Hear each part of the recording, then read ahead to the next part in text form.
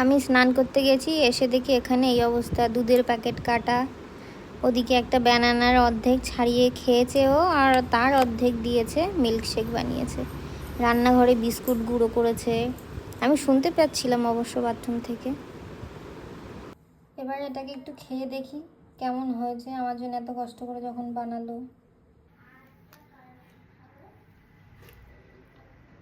প্রথমে একটা চকলেটের দলা, আর ব্যানানাগুলো কত বড় বড় করে দিয়ে দিয়েছে এর মধ্যে।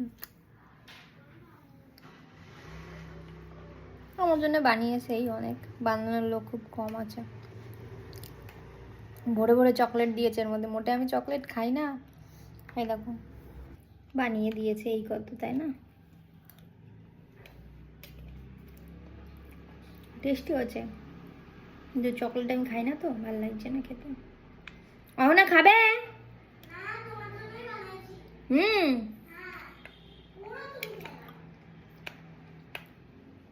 আজকে দুপুরে খাওয়া লাগবে না।